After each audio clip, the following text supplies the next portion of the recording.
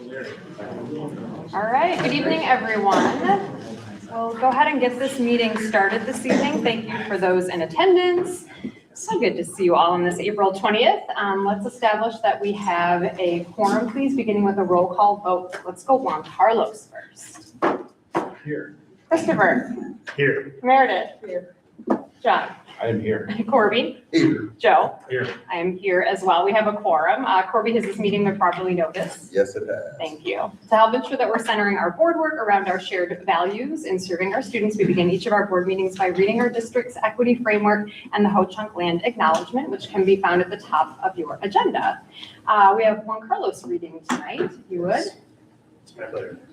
In the Verona Area School District, our mission is that each student will acquire the knowledge and skills necessary to achieve their personal goals, thrive in a diverse global society, and lead a healthy, self-fulfilling life. To meet this mission, the Verona Area School District will ensure that every individual has access to the educational, social, and emotional support they need to feel valued and affirmed in their unique identities and experiences.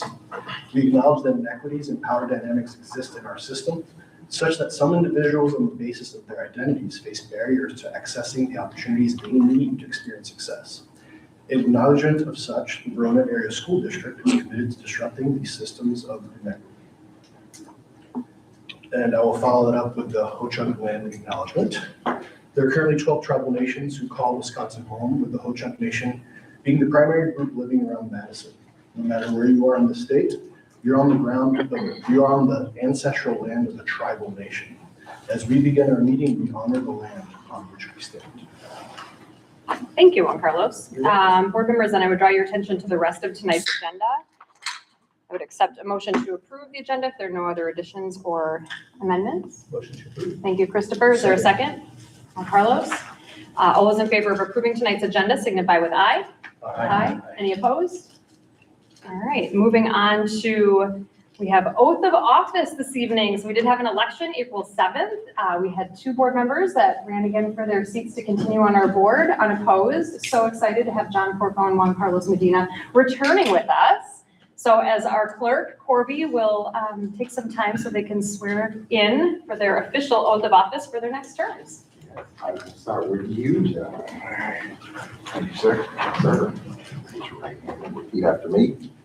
I, John B. Porco, having been elected and appointed to the office of I, John B. Porco, having been elected or appointed to the office of Verona Area School Board Member at Large, Verona Area School Board Member at Large, but have not yet entered upon the duties thereof, swear but having not yet entered upon the duties thereof, swear that I will support the Constitution of the United States and the Constitution of the State of Wisconsin, that I will support the Constitution of the United States and the Constitution of the State of Wisconsin, and will faithfully discharge the duties of said office to the best of my ability. and will faithfully discharge the duties of said office to the best of my ability. Thank you. Okay.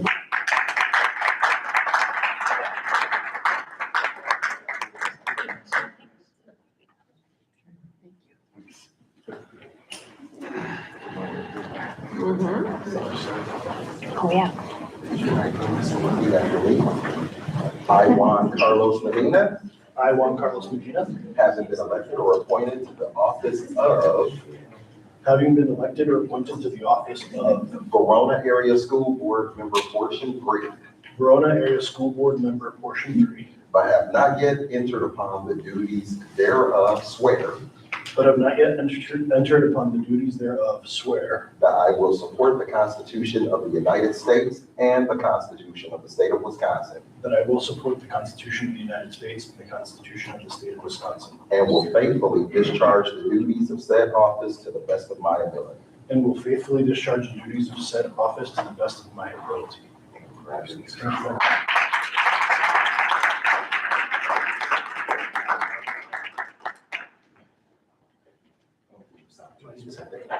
Thank you, Corby.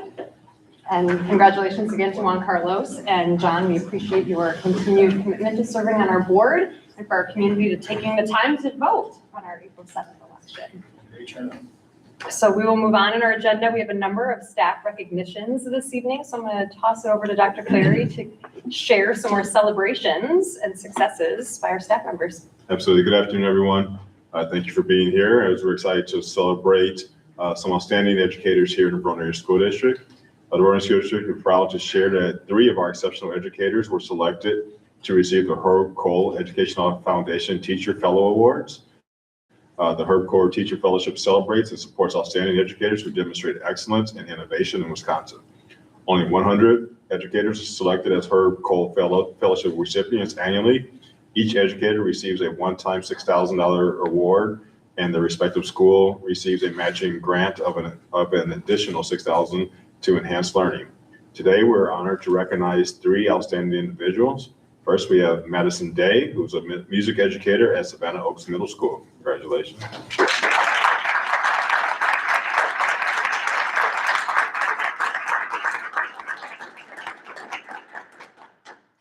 Sarah Bowman, who is a science educator at Verona Area High School.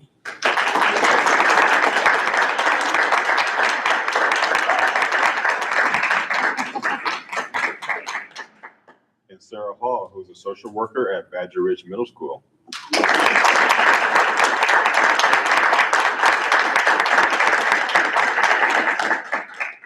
These fellowships have a rigorous and thorough application and review process, and it's truly something special to be selected for this award. Let's give a great round of applause and congratulations to all of our great educators.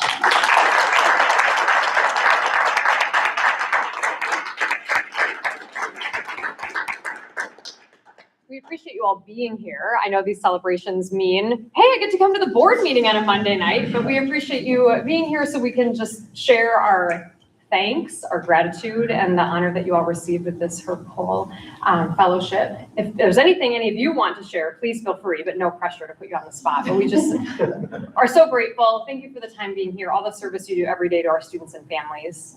Congratulations. Thank you all.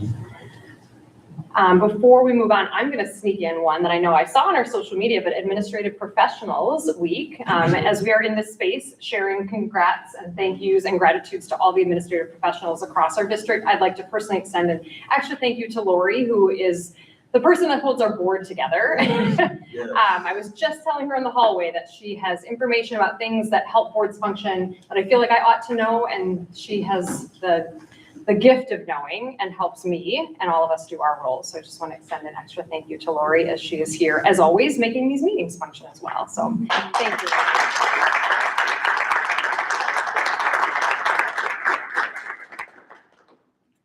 And with that, we'll turn it over officially to the superintendent's report. Chad, it's been a while. Yes. So good to see you.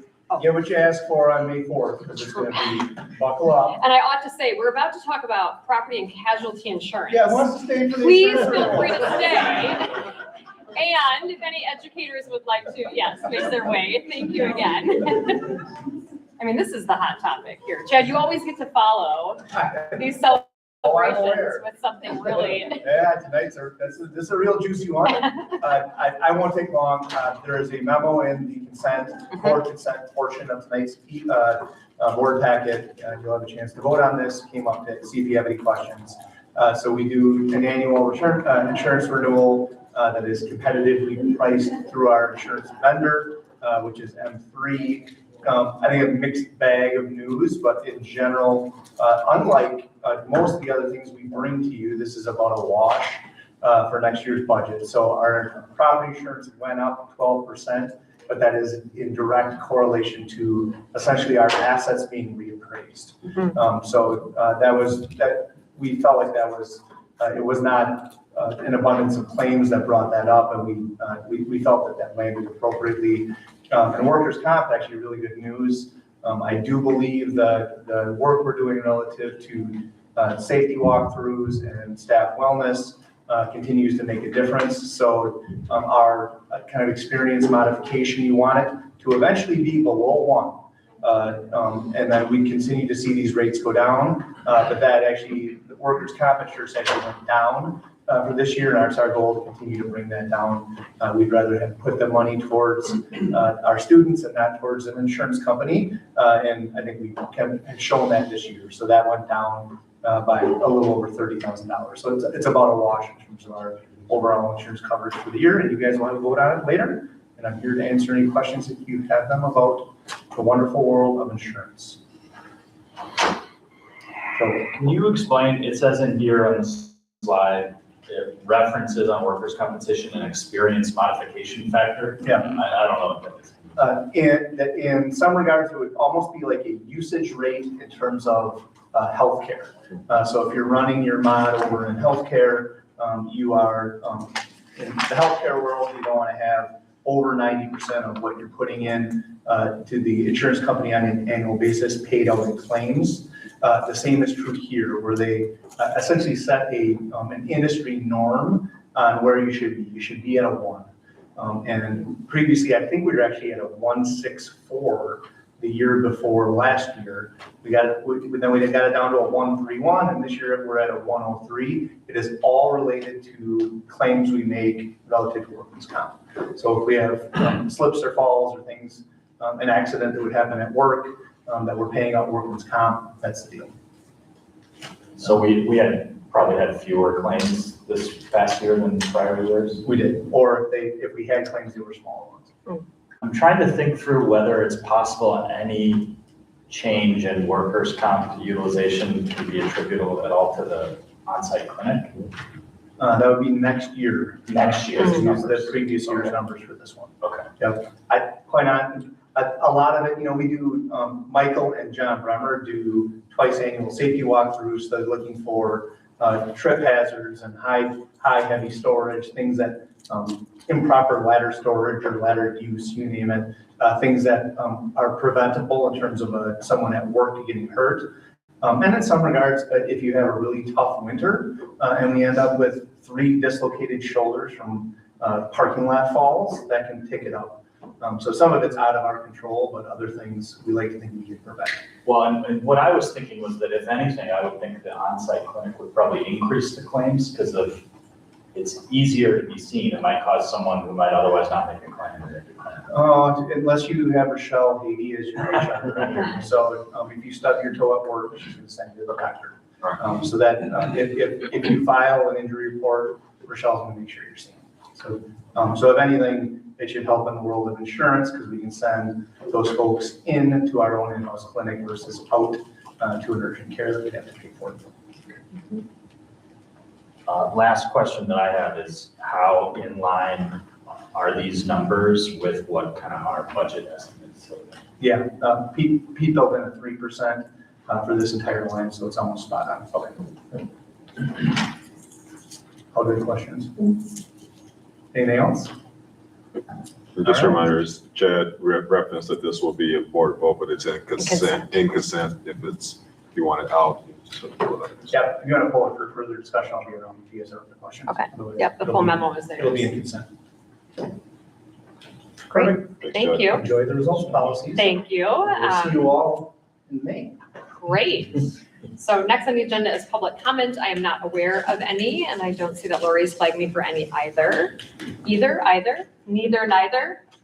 All right, moving on to then our board actions. We do have a number of results policies to move through. It looks like we're going to go in order this evening. And just an extended gratitude again with the robust nature of some of these meetings to our note takers this evening. So I believe I have Christopher on 3132, Joe on 3334, and then John on 3.5. Thank you all very much. Let me know if there's anything that surfaces there. And then we'll turn it over to the team to talk about creative and performing arts. Awesome. Well, thank you again for the opportunity to be here tonight. We have 5 results policies, just like we did earlier this month, and we'll follow a very similar format. You got to hopefully see the videos. So you saw the video of the entire presentation, but we're excited to have some staff members and our first student presenter here tonight to share a bit more about their experience and to answer any questions that you have. And I'd say especially with this set of results policies, just gratitude to the board for all of the work in revising the policies. Last year at this time, we were talking only about enrollment numbers and whether they went up or down in each of these areas and whether or not that was reasonable progress. And we really appreciate the board has leaned into our questions like this for creative and performing arts that allow us to think more broadly about to what extent are students expressing themselves. That could be through enrollment in class, it could be building wide culture, it could be extracurriculars, but hopefully you got to see some of the student stories and student quotes that we were able to highlight in the reports, and not strictly how many students signed up for choir this semester. So thank you for that. Hopefully that comes out in our sharing this evening. So yes, our first results policy tonight is our 3.1 around creative and performing arts. The classes, if we think about the classes that this comes out in most often, would be music and art. And so we're happy to have Eric Anderson, our music department chair, here from the high school tonight to talk through some of the leadership moves, next steps, and take any questions that you may have. Yeah, so it's great to be here. I will echo what Amy said. We're so excited about the revisions to this. I think it really gives our students the chance to shine in the ways that they are already. And it's so great to be recognized for that. Just a couple of things that we've done to really try and move the needle for access to our students being able to participate in creative and performing arts, with being creative with how we build the building schedule. I know art has really leveraged this as well, for courses that maybe only have 1 or 2 sections, being able to stack them together in the same class period in a like content area. So for example, you might only have 3 students who are in advanced music production, but we're able to run that course because we co-run it with a music production 1 course. I know in arts, they also leverage that to be able to have multiple offerings of that throughout the schedule, so that a student that might have 4th hour German 5 can still take a ceramics class because we're opening up more offerings of that course throughout the day, so that it kind of breaks up the gridlock that can happen in a schedule that has so many amazing offerings like we do. And I'll speak specifically for music with the supporting transitions. We've been even more active recently with making intentional connections, especially with that 8 to 9 transition. I know for band and choir and for orchestra, we all had concerts this year. I think some of you may have been at those concerts, where we invited the 8th grade music students from Badger Ridge Core Knowledge and Savannah Oaks to join us at the high school for concerts, to kind of give them a taste of what that high school experience can be like, and to see the amazing facilities that we have, and really importantly, to make those connections with current high school music students so that they can see themselves as musicians at the high school level as well. Yeah, and to speak to the middle relevance and coherence, this really came while Eric's here representing the high school and the whole music trajectory. We did talk to our elementary music staff as well, and making some of those cross-curricular connections at the elementary level is where they're really seeing that they can build more opportunities beyond just the time that students are in their specials classes, but back into making connections with the core subject areas as well.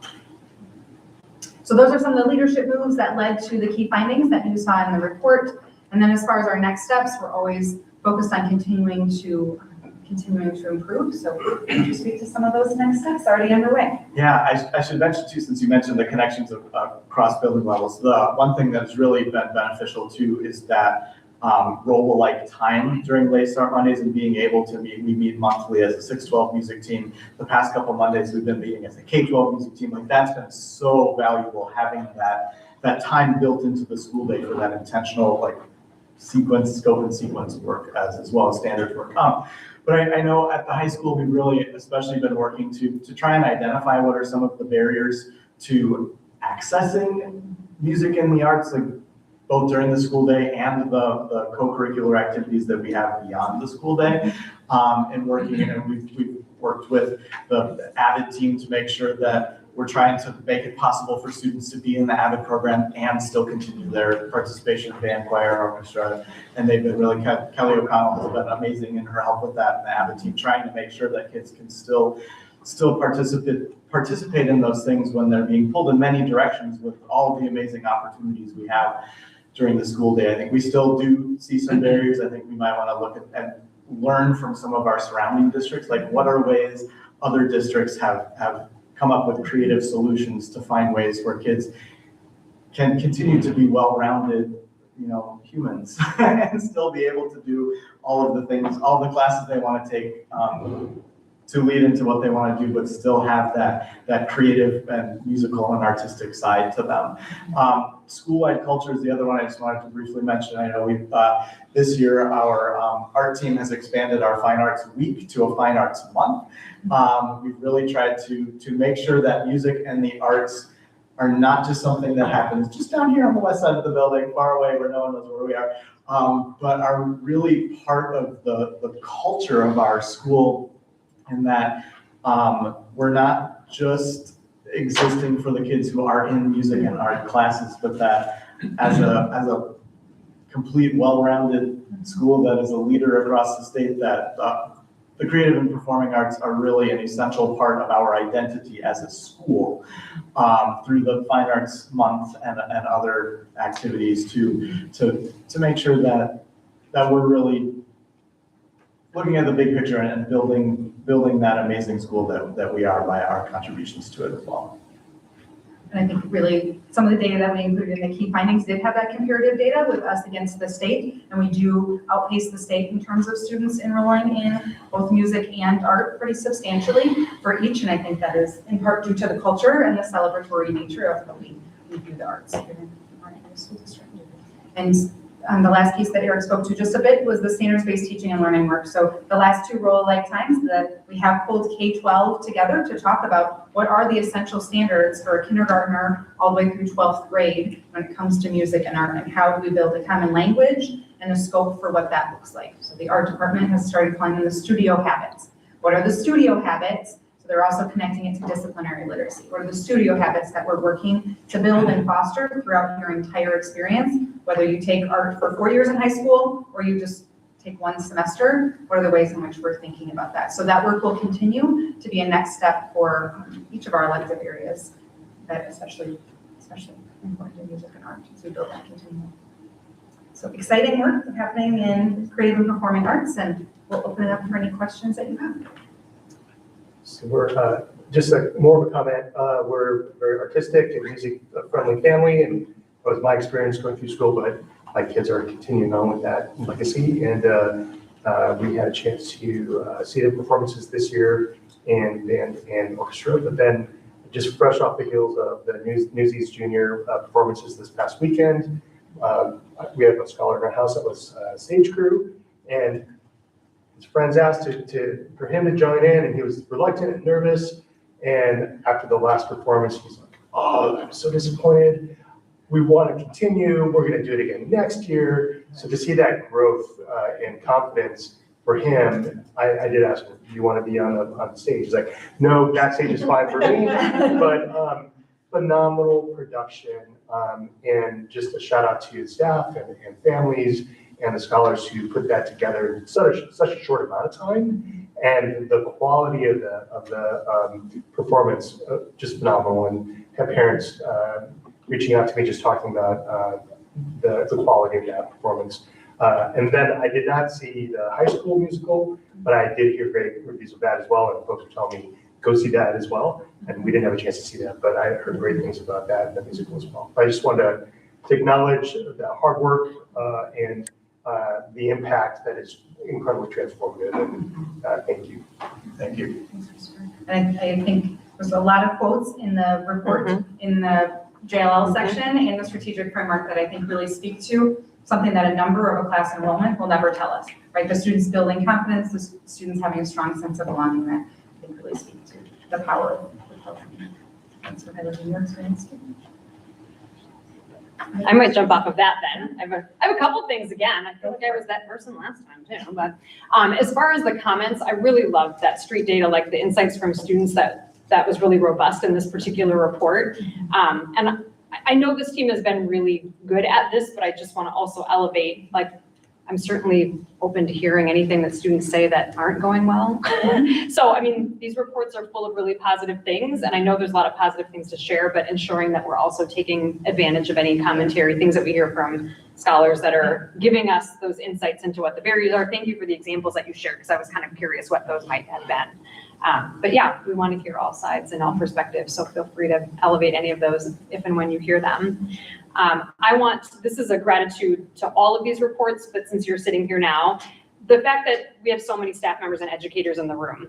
This is something I know we've talked about as a board, something I hold really important is being able to hear the classroom level with these reports. Again, this is not anything contrary to our administrative team, but to be able to have the perspectives of you all that are doing this every day. Thank you for the time and energy, for all of the contributions that staff members gave into the report, Amy, and people that you were talking to. And with this particular report, board members, you may recall that last week we had an invitation to visit art at the high school. I was able to do that.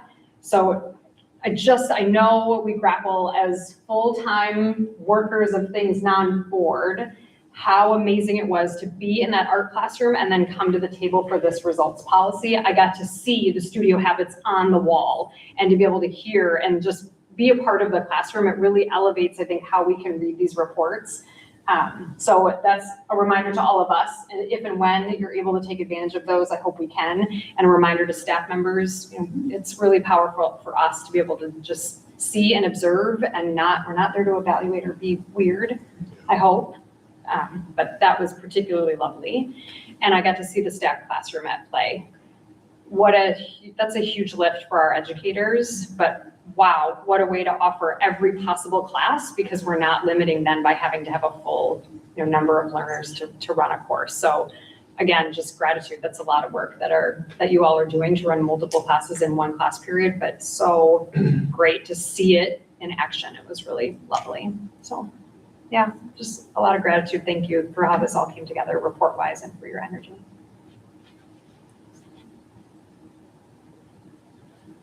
Okay. Well, we do have then our role here, board members. Our role is to determine if we feel the district is moving as achieving reasonable progress with creative and performing arts, or if we feel reasonable progress is not yet achieved. So any more dialogue or thoughts or motions from board members? Just as a reminder for all of these, the presentation is so fantastic on the video. Mm-hmm. I mean, just all of the different pieces. So that the in-meeting presentation, the video presentation, and the packet for our community members, it's just such a great insight into all of these amazing offerings, and that goes for all of the policies that we're reviewing tonight. So yeah, a lot of really great things going on, and I appreciate everyone taking the time to come and help highlight this.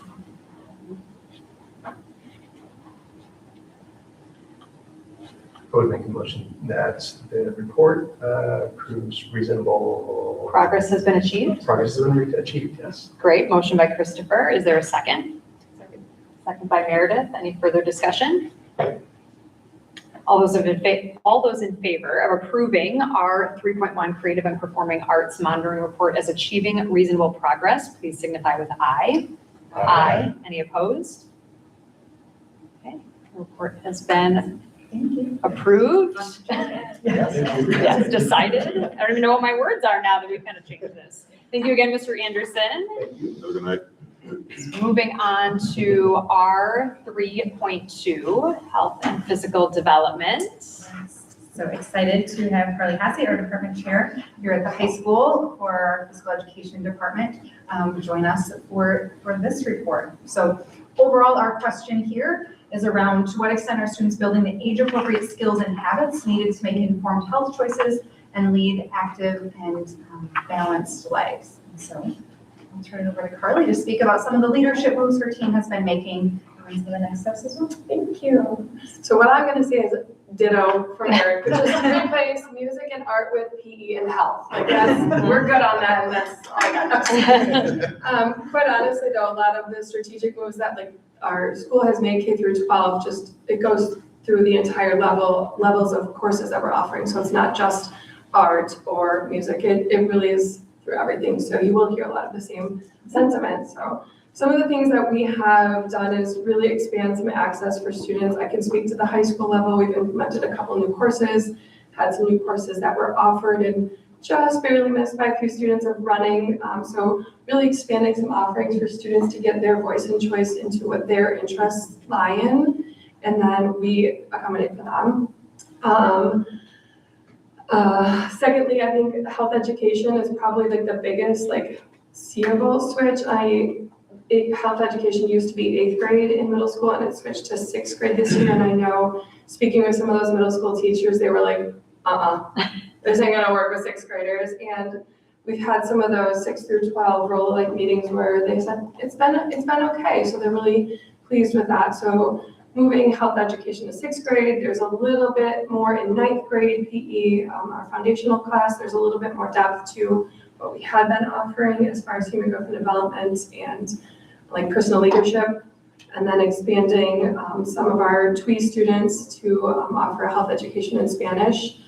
Next year that will be offered in 2 sections of TWE. So those are some of the leadership moves we've made, mostly middle school and high school, but I think our elementary teachers are also seeing some of those shifts and saying like, what could we do even at the elementary level going forward? Yeah, and I think in the report, we also highlighted elementary and their commitment to building understanding of what's happening in physical education. And so there's an example of the newsletter that Sugar Creek is doing just to build awareness with families about all of those opportunities.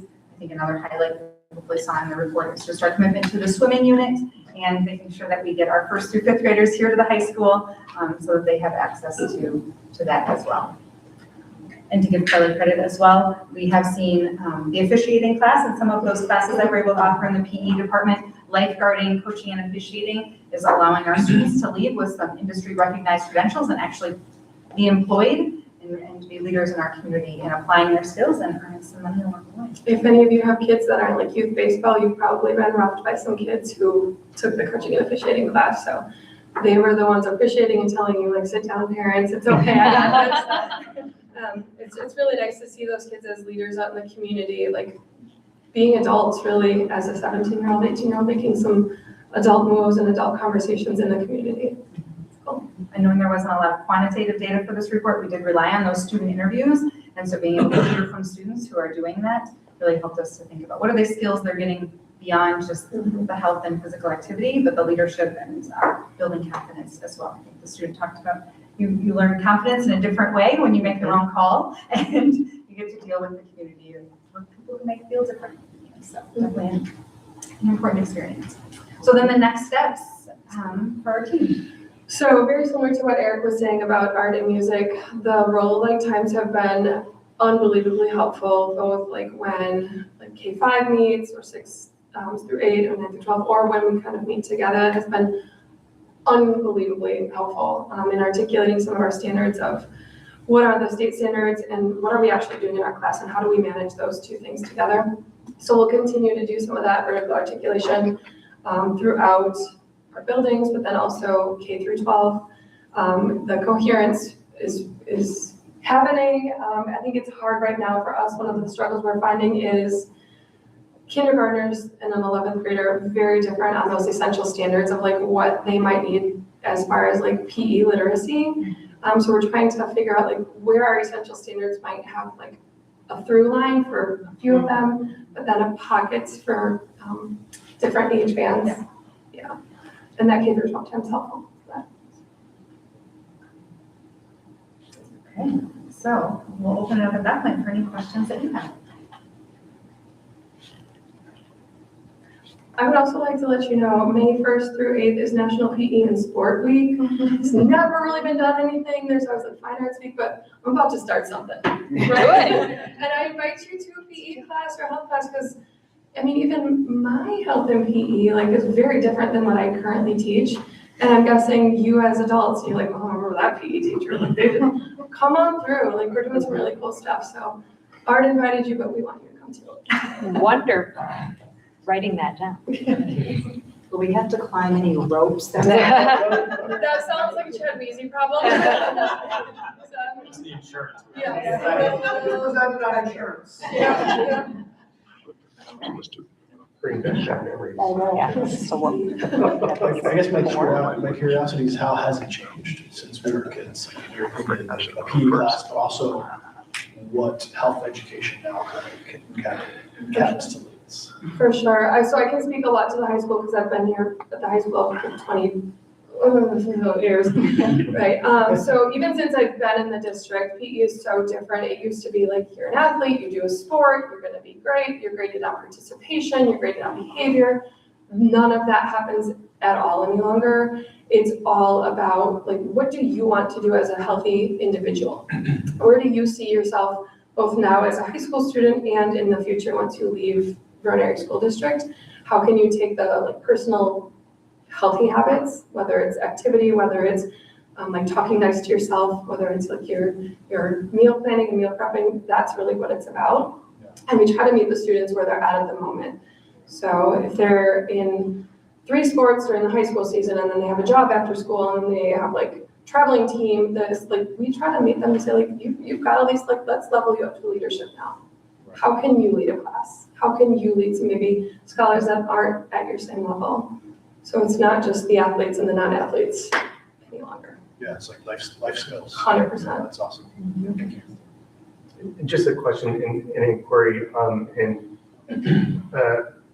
related from my experience in FlyEd, et cetera. But can you speak to how we've transitioned to be more inclusive and assess belonging, especially for students who may be LGBTQ or not gender conforming or not gender binary? That'd be good to hear, because I think that does show, again, us living our equity commitment around seeing barriers and addressing those barriers that we have access to and resources for all students. For sure. So what I can think of with that is here at the high school, they don't need to change clothes anymore. Like you don't have to go into a locker room and change clothes in front of everyone and be like nervous. So that we took that barrier away, number one. Like if you don't want to change, you don't want to change it. We also have single stall bathrooms for students to use if they're interested in changing, or like after class if they're like need to freshen up a bit.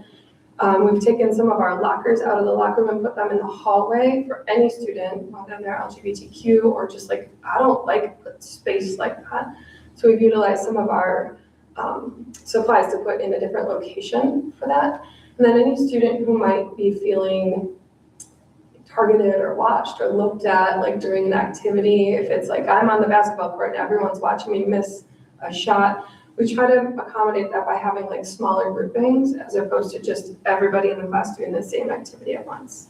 So we try to make smaller groups, maybe partnerships. If you're comfortable with someone in your class, that's who you're getting to partner up with frequently or intentionally assigning teams with certain people that you know would be key. That's great. That's great to hear the evolution. That's a huge change when I was in high school. Yeah, oh, for sure. Great. And I also would add the language that we use is very different. So instead of the girls team and the boys team, it's the red team and the blue team. We're definitely intentionally changing some language. Great. Thank you. Yeah, those pieces around culture are so important. And just that reminder, for all of it, that there's content standards. This is not just a free-for-all of, right, PE teachers doing whatever you think is interesting on the day. I mean, just the work that's happening 9/12, 6/8, 6/12 across the board. I just think that energy. And thanks for elevating for your voice for the community too. We talk about the power of late start, right, and extend our gratitude to the community for the ongoing support of that. But to hear you sit at this table and say, wow, as a person doing the teaching every day, I find these late starts really valuable. That's impactful for us to hear, and I think for the greater community to hear. So thank you for just how you shared that piece of the work as well. I had one quick question on like a data point. The health in Spanish jumped big time, like over 50%. I'd just like to know like what do you think's driving that or drove that? Is it just students now being more aware? Yeah, last year was the first year of offering health in Spanish. We only offered one section, second semester. And this year we had the numbers so that we were able to include multiple sections. We have 2 sections, or a first semester and a second semester, and so like 2 for next year as well. We have gotten clear on our TWE trajectory for our students who are in the TWE program and which requirements, how they can build those requirements throughout. So we are seeing some increased enrollment from our TWE students as part of their trajectory. We also are using this as a space to support our multilingual learners to be able to be in that space and learn health in Spanish as well. And so now that it's available, I think it's continued to grow as there's interest and people realize, oh, this is a graduation requirement as well. And so I can do this. It's a TWE requirement, it's a graduation requirement. That might work well, or this might best serve my needs as a learner. Yeah. So we have seen growth in that, which is fun. Really exciting. Updates coming soon, our human growth and development curriculum, and the teacher who's teaching health in Spanish sits on that committee. with that in mind as well, to think about what are the human growth and development lessons and what does that look like in health and Spanish, but just even in our continuum of the health and our human growth and development scope as well. So excited to see those numbers continue to grow and meet student needs that way. Thanks. All right. Or we can continue to discuss. We have the same role of determining our thoughts on our 3.2 health and physical development as achieving reasonable progress or reasonable progress not yet achieved. Any additional thoughts, discussion, or motion? Motion to approve reasonable progress. Great. Motion for achieving reasonable progress by Juan Carlos. Is there a second? Second. Thanks, Joe. Any further discussion? All those in favor of approving our 3.2 health and physical development monitoring report as achieving reasonable progress signify with aye. Aye. Any opposed? Okay, the report has been approved. Thank you, Ms. Hasse, for being here. Appreciate your voice and your insights. Thank you.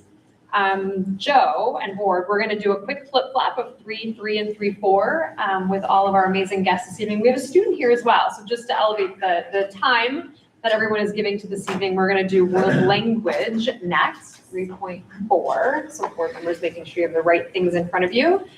And welcome, Rosa Maria. Yes, so 3.4 is around world language.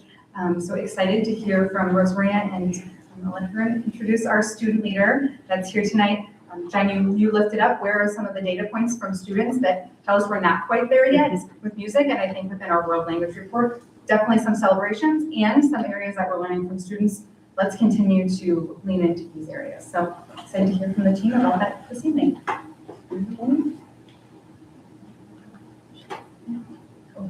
Oh, okay. So the question for this results policy is to what extent are students expanding multilingual skills to think critically and to engage with diverse cultures? Can you hold on a second? Can you do introductions? I'm sorry. Okay, so today I have Silas Vilhans. Silas Vilhans has been learning Spanish since he was 5. So we're very excited to have him because he is going to share how students are using their language skills in the community in service to others. Thank you. Thanks, Silas. Silas is a senior, Yes. class of 2026. I heard 6 more Mondays today.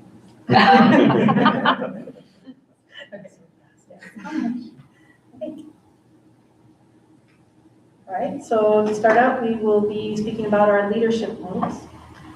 So what I would like to share with you is what our world language teachers have been doing for the last year, during this past year. So we've been hard at work with essential standards as part of the district standards-based teaching and learning efforts. We've also continued with Role Like Mondays, which give world language teachers dedicated time to collaborate 6-12, so across languages, across grade levels, to ensure that cohesive experience for all world language students.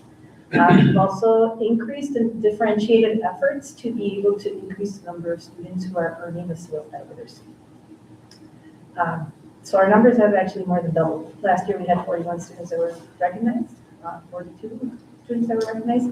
This year we are on track to having 89 students have earned this recognition. So it's very exciting. Okay, so a little bit more about the seal by literacy. One of the requirements is a sociocultural and bicultural component. And what we do is that this component is really meant to encourage students to have not only engage with diverse cultural experiences, but we also really want them to have meaningful experiences where they are using their language abilities in service to others. So students in the two-way immersion program, which the two-way immersion program serves dual purpose. It's for our multilingual students so that they have access to content and are able to continue learning their home language as well as learning English. We also have students that engage in this program as world language students because then they are able to learn their language. So what we've done is that this year is our first year for our seniors to work on a TWE capstone project. And Silas, I invited him today to talk to you because when I was looking at calling different community organizations around the Verona area, I called BPNN because I knew we had students there, and they said, I don't even know how this is. It's in the report. sorry, not off the top of my head. But his name came up as being someone who has really supported them. So I'm going to turn it over to Silas to talk to you about his experiences. Yeah, so at BPNN, I kind of work at the front of the store and let people in and greet them. A lot of the times I'm going back and forth between going into the actual pantry and like helping with registration and greeting everyone because there's not enough translators there for how many people need it. I don't know the exact number, but I'm taking a guess, probably 80% of the people that go through there only speak Spanish. So I am usually at the front of the building, just talking to people and helping explain to them how the pantry works or registering them for the service, making an account with them, adding people to their account, all that sort of thing, explaining what kind of documents they need to bring, like as in proof of address, all that sort of thing. And last Wednesday, I walked someone through the entire store. It takes about 15 to 20 minutes to go all the way through all the different lanes.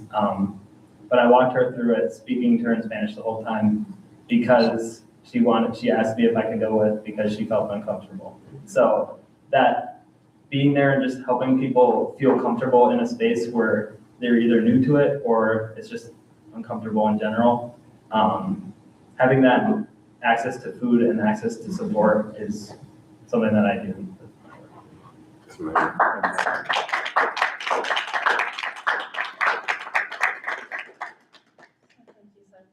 So,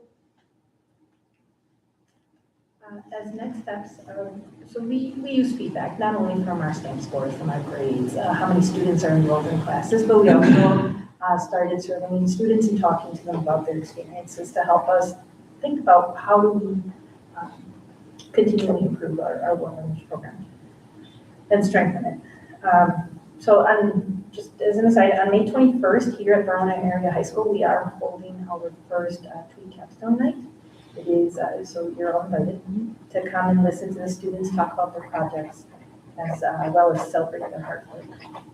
Next year we do have, this year we have five students that are doing the capstone. Next year we have 12, right?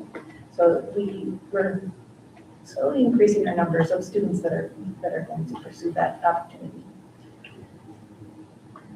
So looking ahead to our efforts, our focus is threefold. One is continuing to work on vertical and standards-based teaching and learning.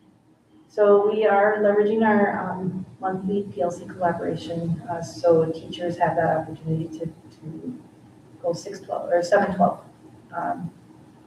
across languages, as well as exploring other opportunities to collaborate with for our Mandarin teachers, doing a K-12 collaboration, as well as our TWE Spanish teachers doing the K-12. So that's an exploration phase, thinking about what would that look like for our teachers. The other thing is that this year, so in a few weeks, students are going to be visiting the middle schools to talk about, and fifth grade for our TWE capstone, the students that are doing the TWE capstone.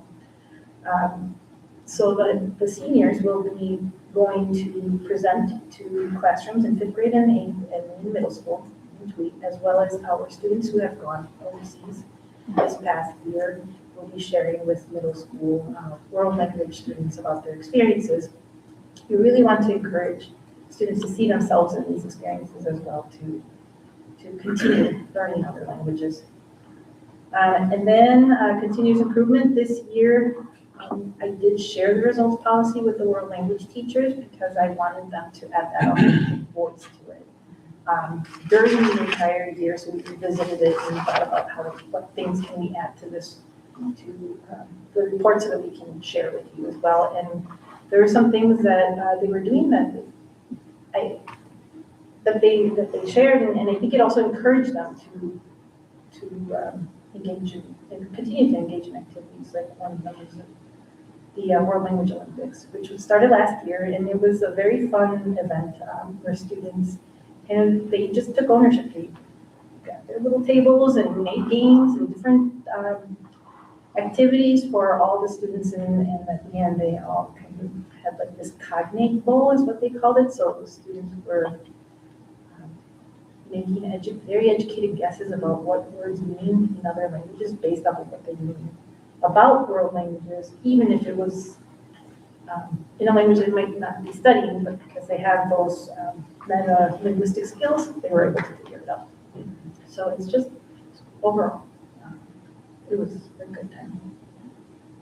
I think within the next steps, we were here a year ago, and the year previous, we had gotten a lot of feedback from our community that people didn't even know what the seal of biliteracy was, right? And we really needed to do some work to build a website. In our survey results this year, there was a 22% increase in students who said, I know what that is.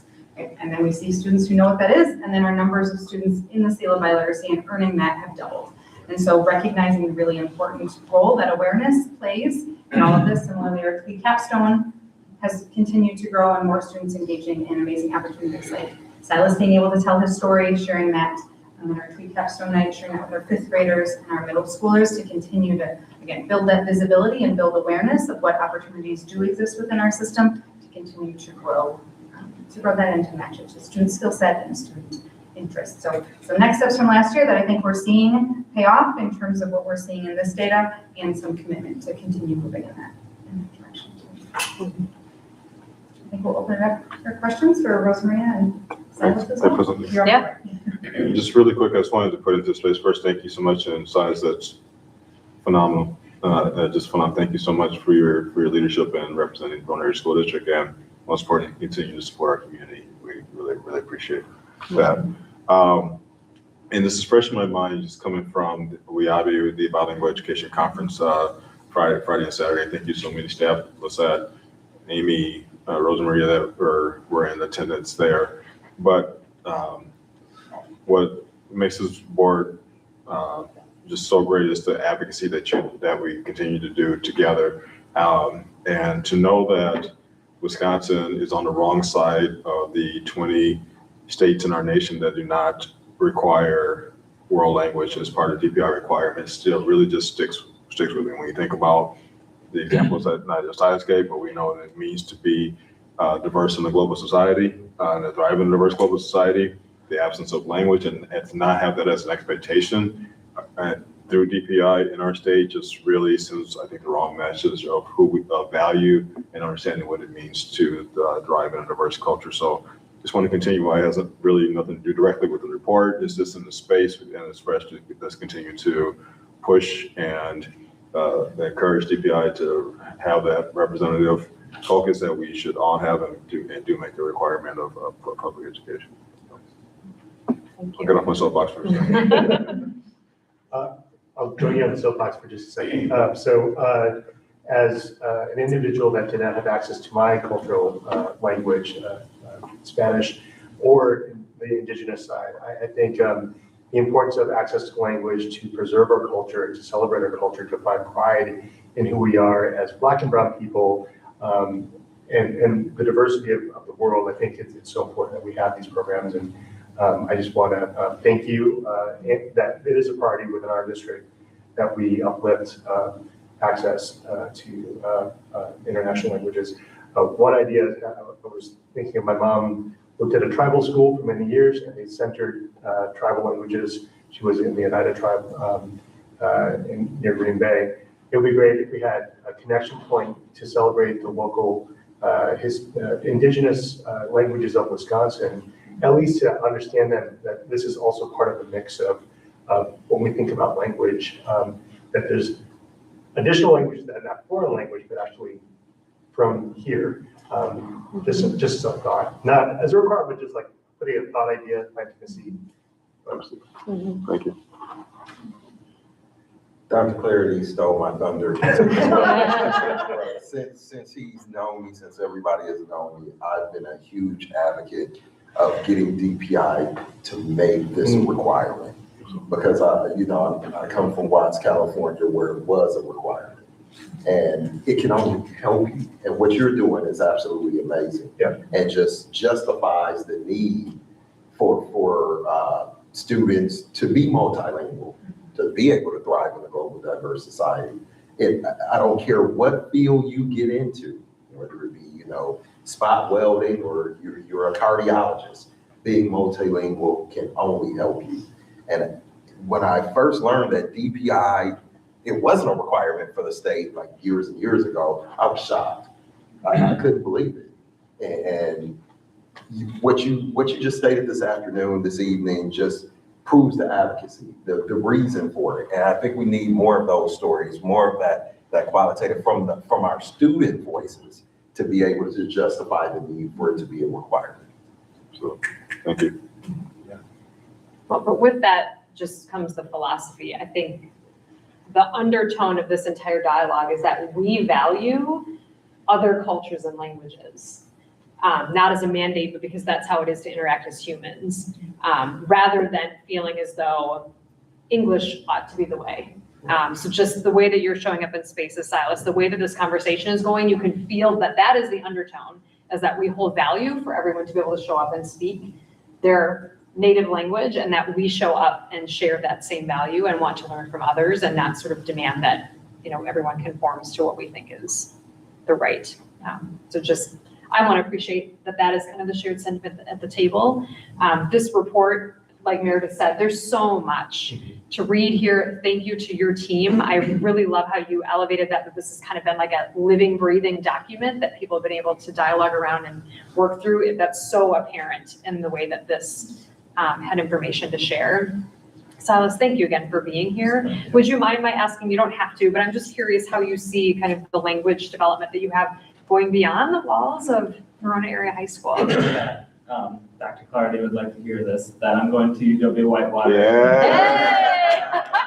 And I'm going to be double majoring with business and Spanish, so. That's wonderful. Yay, thank you. Thanks for sharing that. Send me your t-shirt size, I got you. Any other questions, comments from board members? I love this. There's nothing to add because I wanted to add, but then everybody's kept talking. I was like, I can't. What am I gonna add? Because I agree with everything that's been said. But a question about the report. I noticed that there's global immersion opportunities that students have that they can go to Spain or other countries. What does that look like? Is there a cost attributed to that? Just a wondering, and like, just because those opportunities are so awesome, and in the spirit of how do we approach that, and do we give everyone that opportunity to have such an amazing opportunity, which is overseas, it's probably costly. What does that look like, and how do we approach that? So this year was from what the teacher have told me, is that this year was the first year in a few years that they've done it. I think they did during spring break. So there was several teachers that took a group of students to France, and a group of teachers that took several students to Spain. Then there is a cost associated with it. The students either have fundraising or their family provide it. So that is a question that I also have, is how do we help expand this? Our German teacher last year, so she doesn't do this every year, but what she does is she partners with a school in Germany, and the students stay with the students here. So that does reduce cost, because then the room and board is voluntarily provided to the students coming from Germany. And then the students, Verona Area School District students, high school German, students taking the German classes, then will go to their city, go to school with them and everything. And the families then provide, so it's an agreement. They provide the room and board for the students, and it's voluntary. So it's kind of like a reciprocal relationship that she has built with the school in Germany. The trips that were to Spain and France were more like seeing sites and being able to immerse in the culture as much as possible. So those are the ones. I know that there are other ones in other departments, like our agricultural education department does a trip to Costa Rica, and there have been other trips. Music literature. Yeah. I Too much. Go ahead. was just gonna say, I have a kid who next year is gonna be participating in that German exchange program. And I think, Juan, you hit on a really good point, which is even that one, there's still a cost associated that I think can be a barrier. The department does a really good job of trying to set up fundraising opportunities to offset the cost, but there is still a cost that I think maybe doesn't open that opportunity up for everybody. Right, and the thing is, I love that program, wanted to continue and expand, but it would be ideal, obviously, to come up with a way that we can ensure as many students as possible can have that amazing experience. Because it is, I mean, that's an amazing, amazing experience. It would be cool for everyone, or as many people as possible to have the opportunity to take advantage of that. In any way that we can think about being creative about opening that up would be along the lines of what we're all trying to achieve across the board with, equity and everything that we're doing, and access. So we take that back to the team and continue to think about how do we make this more accessible, and how do we also bring opportunities here as well, so balance both and opportunities to directly serve our community right down the street. So I think all of those things are really valuable, it's helping us really fulfill that mission. And then one more question about the report, just because I noticed a couple things that just happened about words. So everything on the Spanish side, amazing as far as the composite scores going up across grade levels. But I did notice that Mandarin tends to drop off a bit, and I just had a curiosity about what's driving that. Is it just a level of difficulty, or just, I guess, I'm not gonna guess, that's the question. So that's one of the reasons why we're exploring vertical collaboration, next year, because that is a notice, and it is something that we understand we should be working on. Having that K-12 continuum will help, as well as the way that ACTFL, which is American Council of Teachers of Foreign Languages, and as well as Wisconsin Department of Public Instruction, the way they describe how language proficiency develops, they do recognize that languages that are more Germanic or Romance, development happens a lot faster because it's the same alphabet, they have the same roots, there's a lot more connection to that language, grammatically and the ideas behind it. When it comes to other languages like Mandarin, because the way that it's written is so different, and the way that the language is expressed, it does take a little longer. So that is one thing that we're exploring, is how do we support students in continuing their development in a meaningful way 6 to 12 after they leave the international school, Verona area international school. Thank you. That's all I got. Yeah, thanks team. No, this is great because there's so much to dialogue here. And again, to reiterate for community members to watch the videos, read the reports, everything is there. It's really great information. Board members, same role with our determination as to whether or not 3.4 world languages is achieving reasonable progress. Reasonable progress. Has been achieved. I know, I have to have it in front of me, right? It feels intuitive and yet not. Thank you. Motion by Meredith. Is there a second? Second. Was that, yeah, okay, Corby, second. All those in favor of approving 3.4 World Languages Monitoring Report as achieving reasonable progress, signify with aye. Aye. Any opposed? Great, thank you, Rosa Maria. Thank you, Silas. So lovely to meet you. We'll see you at graduation. Thank you.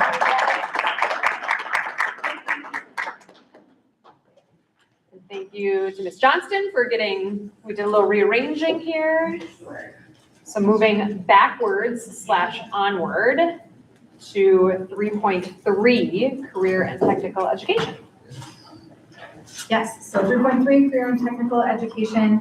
A reminder here, kind of our question is pretty high level. To what extent are students developing their technological fluency and their ethical practice? Oh, sorry, I jumped all the way to technology, sorry. Right, back. Wait a minute. Back, quicker. To what extent are students applying academic and technical skills to real-world experiences that prepare them for careers and lifelong learning? So obviously, we have Jenny Johnson here as our school district coordinator at the high school. We'll speak to some of the work that we're doing specifically at the high school. Hopefully you see in some of our action items and our next steps. We want to continue to grow this down to the middle school level and make that a bit more robust. way too, but really proud of some of the work that we're doing here at KEHS. So I'll turn it over to Jenny. I'll let you drive. Oh, I'm going to place, we're good. Oh, okay. Hello, everyone. Thanks for having me. So some of the things that we've done leading into this school year and during the school year is our CTE staff has grown opportunities for student organizations. So DECA is in, I believe, year 2. FFA continues to be strong. FCCLA is growing.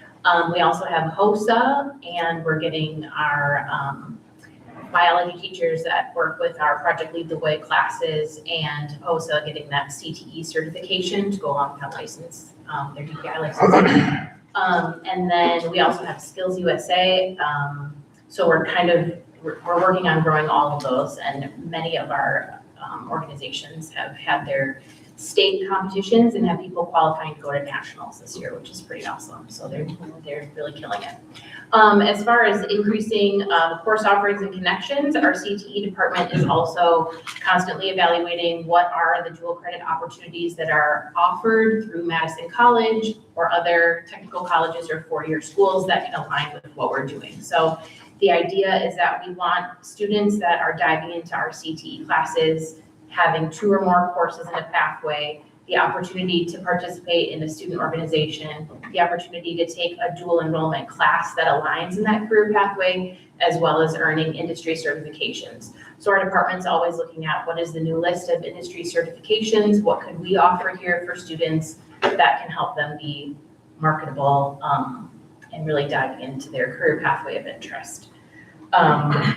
Along with work-based learning. Additionally, we're working on building student awareness. We had a career fair this fall, and it was awesome to see the kids were really engaged in it. We had youth apprentices there that were actually speaking about their experiences.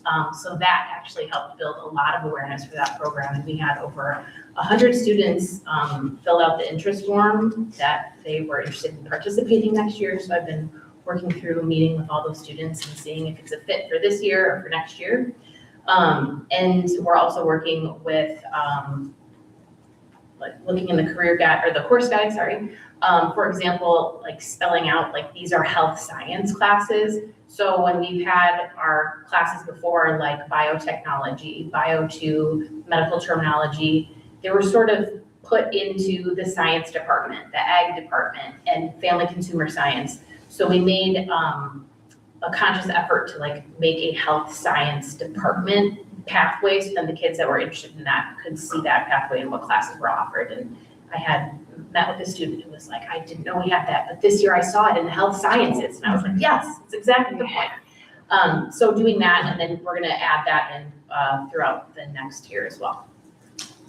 And then looking at next steps, again, the CTE teachers, like everyone else had said, they're working on their standards.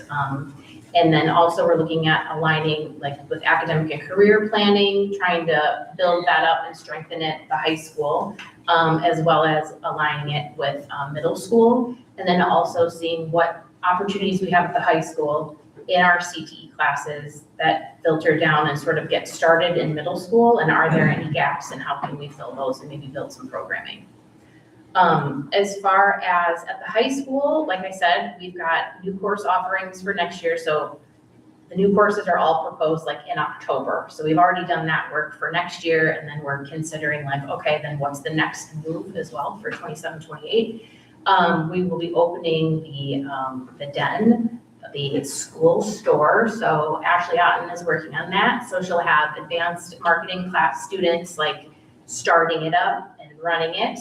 And then that will also lead to internship opportunities for students so they can have work-based learning here at the school. So if someone used to be like a teacher assistant or something in tech ed, they could actually have an internship where they are creating things that could then be sold in the school store. So they can price it, they can figure out like what are the materials, what are the plans, and then they can have that opportunity to earn credit and that work-based learning experience for a little bit of industry experience. We also are looking to add industry certification opportunities in agriculture. So every year, new industry recognized credentials get publicized. And there's a couple that Jamie's really excited to bring into her ag classes because she's been waiting. So it's a big year for ag this year, those industry credentials. And anytime that we can add more dual credit opportunities in work-based learning, we're always trying to find ways to increase access for students. So those are the things that we've been working on and are working on. And again, appreciation for this report. It was great for Jenny and I to be able to go back and look at where our students gone after graduation, and then actually to get some quotes from the field, from their professors, et cetera, about how they're performing and how VHS really prepared them for that. It was really helpful data for us to dive into that we may not have without going back and looking at this question and thinking about what does this look like beyond our high school and how are they applying this trajectory. So thank you for that opportunity. We'll take any questions that you may have. More of a comment, when you brought up building student awareness, watching it in real time working is a thing of beauty.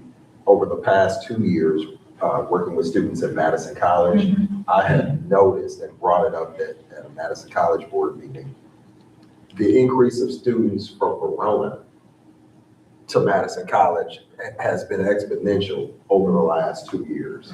And I know it's because of what you just presented.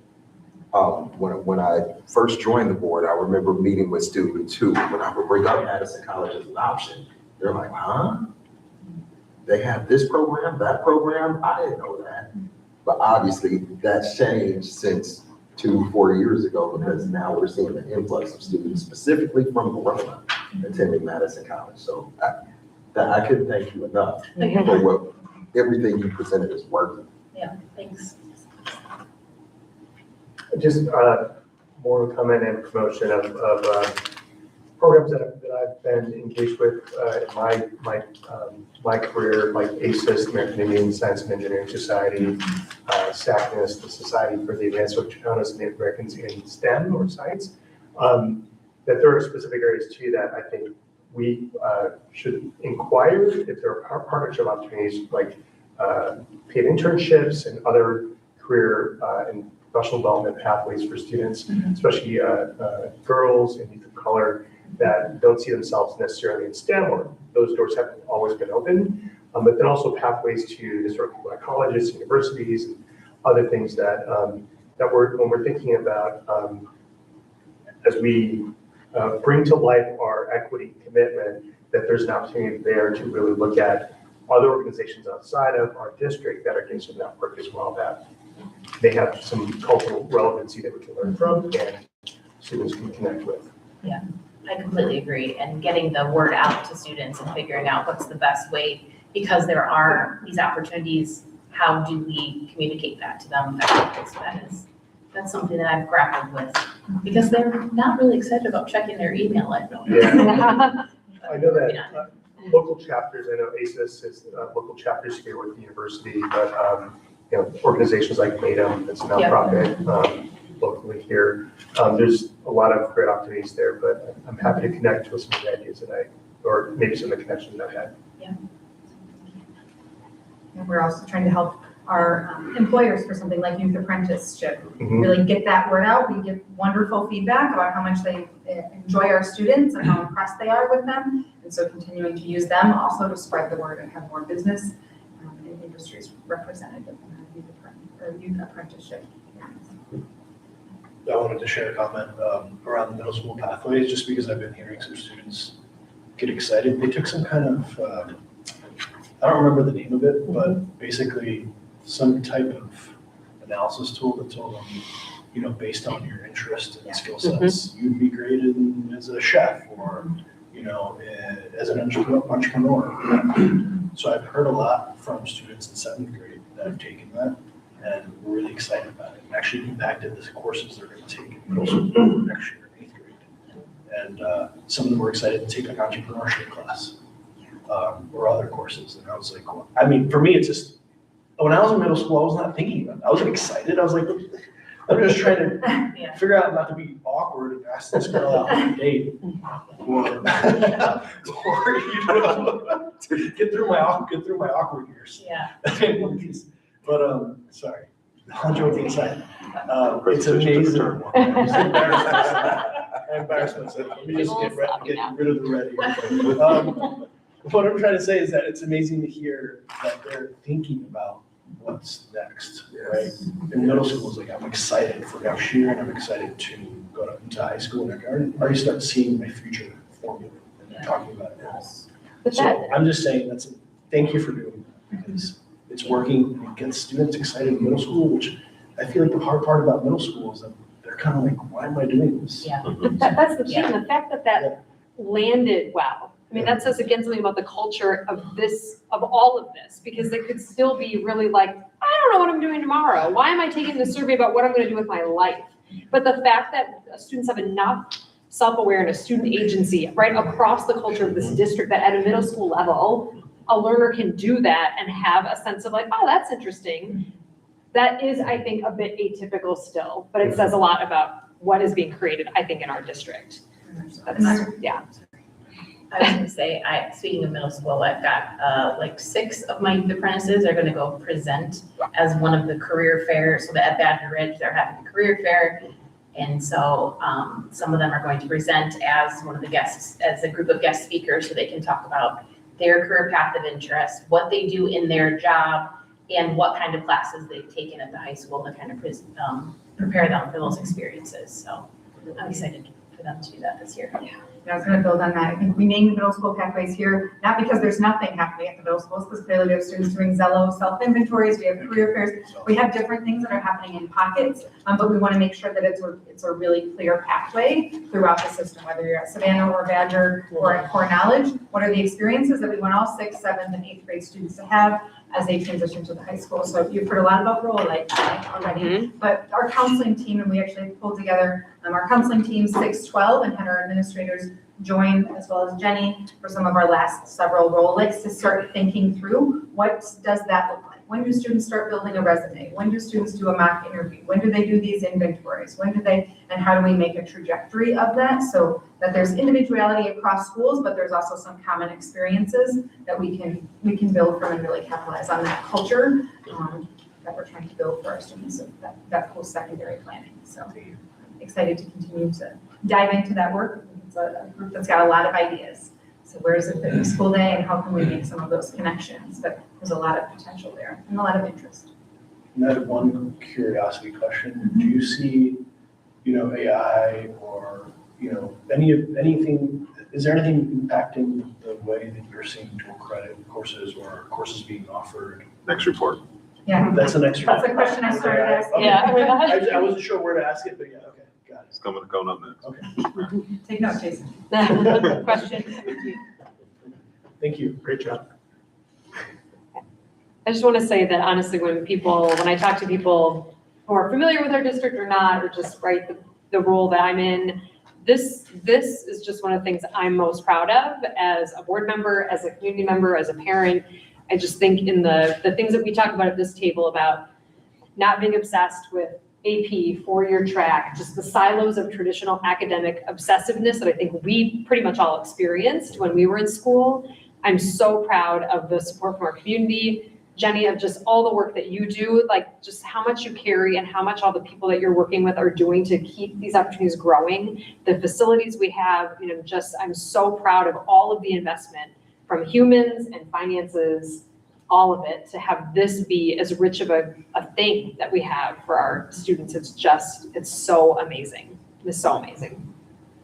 Thank you, because it's a lot. Yeah, thanks for being here.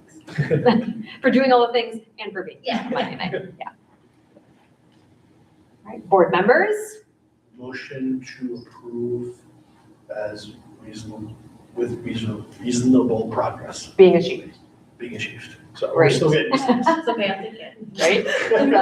Is that a second from Christopher? Okay, motion from Juan Carlos, second from Christopher. Any further discussion? All those in favor of approving our 3.3 Career and Technical Education Monitoring Report as achieving reasonable progress signify with aye. Aye. Any opposed? Thank you. Thank you. All right, one more. Thank you, John, for doing our notes on 3.5 technology. Mr. Rubo. Jason, you got the pre-question in yours. All right, so you could craft your Your answer to that. discussion. Okay, so now we're at technology. Welcome to Jason, Mr. Bean here, as our Director of Instructional Technology. So now our question is, to what extent are students developing technological fluency and ethical practices to protect privacy, respect others, solve problems, and understand computer science? So definitely a big question. Lots of connections and more questions to come. So I will turn it over to Jason for our leadership piece. So some of the leadership moves we made kind of on the academic side of technology, revamping our digital citizenship curriculum for K-5. So we went, kind of reshifted that, recreated it, got that sent to our teachers. And then obviously when it comes to our middle school and high school, finding those ways that it is integrated within their regular classes from health in the middle school and then from our counselors as well. And looking at ways that we can also, because this results policy for our students is not just learning about technology, but learning about how to be safe with technology. One of the things we did through the power of us moving to a new rostering system, not just for students, but for staff as well, allowed us to actually give our 6th through 12th grade students the ability to change their passwords. So just kind of teaching them about that process, along with, we also increased the character count for those students as well to a better standard.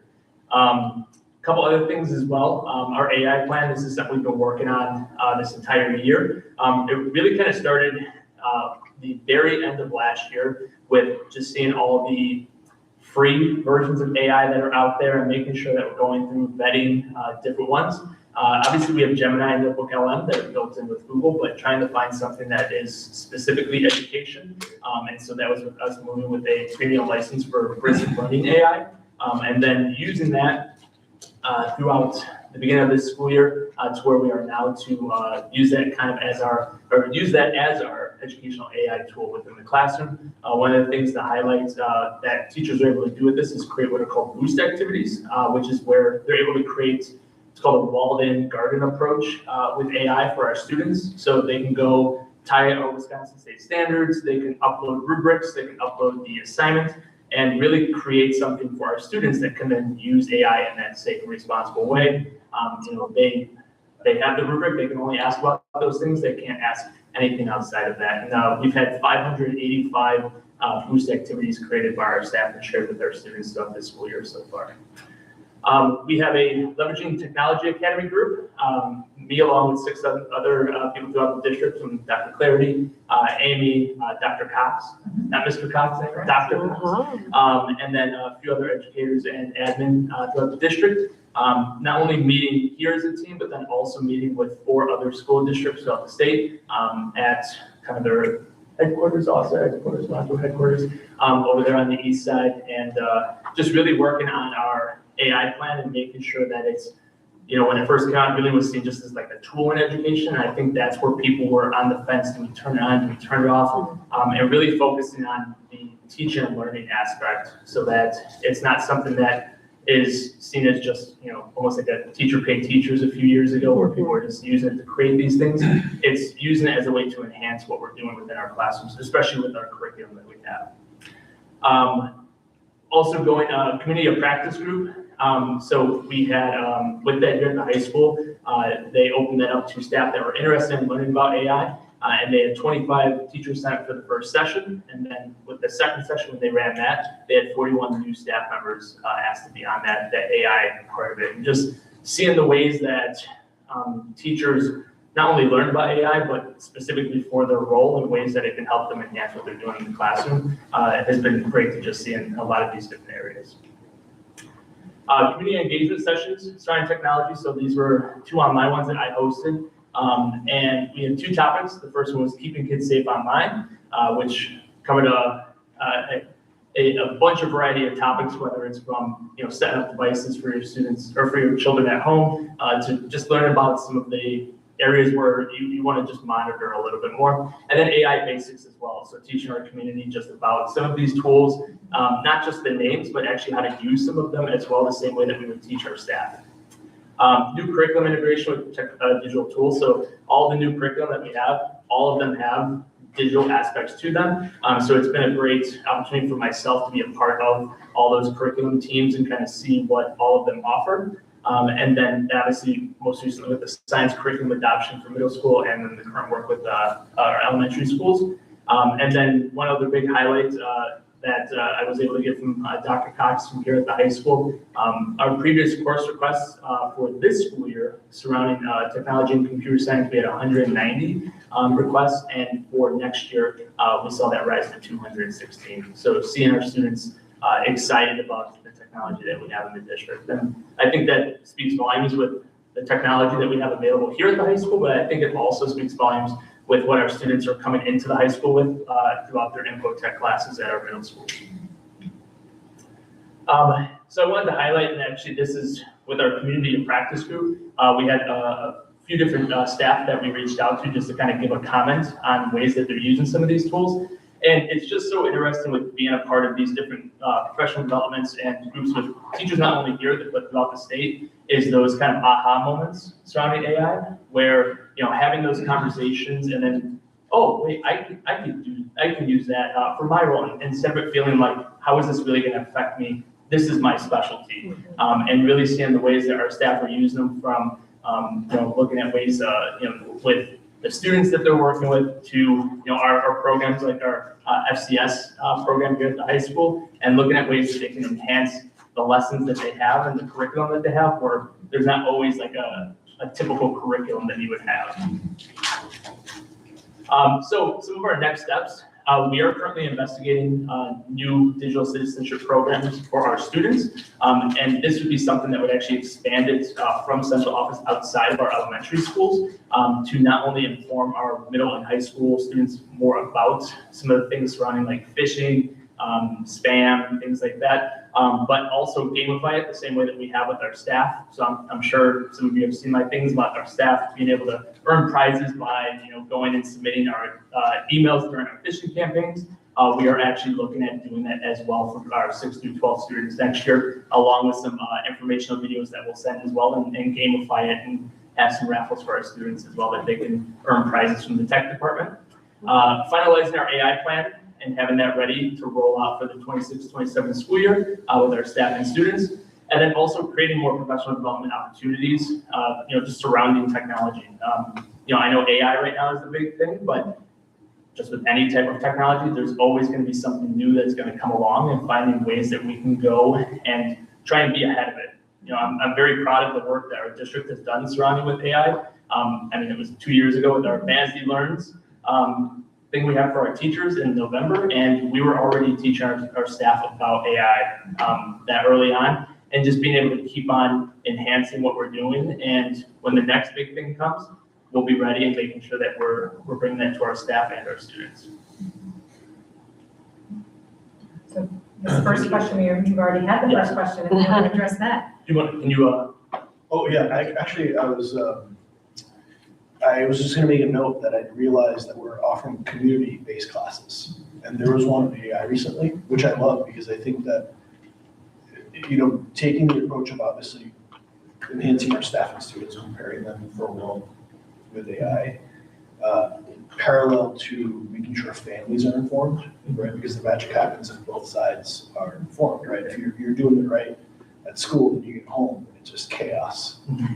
That's no win, right? So I just want to make a note that I don't know if you had, I'm sure you coordinated that to some capacity in that class for the community. Oh, I led the 2 sessions online. Yeah. Awesome. Yeah. Okay. Great. So I was just saying thank you for doing that, because I love connecting staff, students, and families. It's a great approach, especially with AI.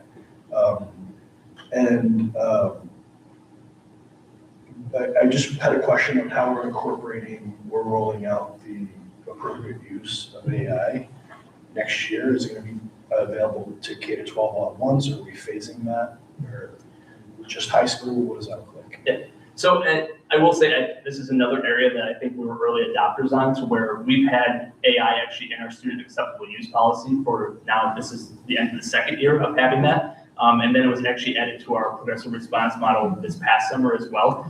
So when it comes to those areas, we've had that in place. When it comes to kind of AI and where it's going to be available, that's something that we're still finalizing that piece of it, just because it is kind of that delicate balance of who do you open it up to, what do you open it up, or what do you open up? Obviously we have Brisk that is there that our staff can create those AI opportunities for our students. But when it comes to Gemini and Notebook LM, which are both housed under the Google workspace, which is what we're a part of, finding what makes sense for us to open up to our students and when. Because it's not just, flipping a switch. I've heard districts actually doing that throughout some of the conferences I've been to, and but making sure that we're doing it in a way that is not only taking the time to figure out who we open it up to, but the how we get the professional development out there to our students as well about using it in a responsible way. Right, I appreciate that.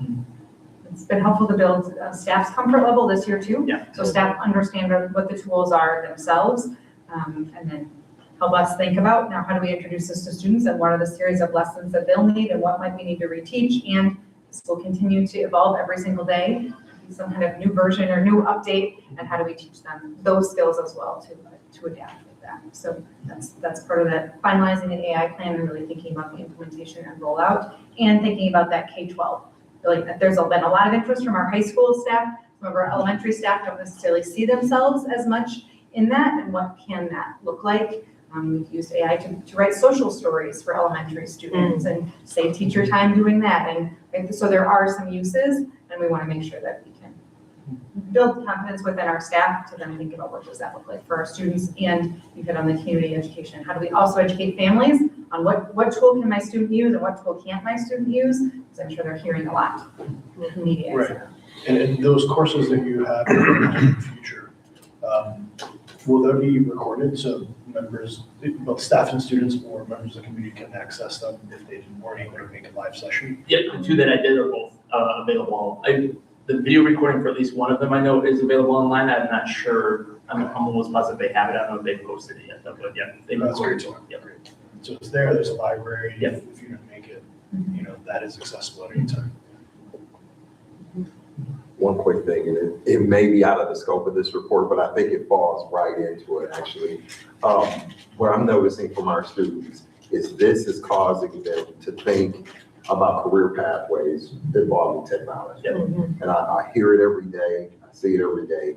And one of the light bulbs that came on last week that just made me laugh hysterically was when they realized gaming was a career pathway. Yeah. And then, how do I get into that? I know. Well, there's a school down the street.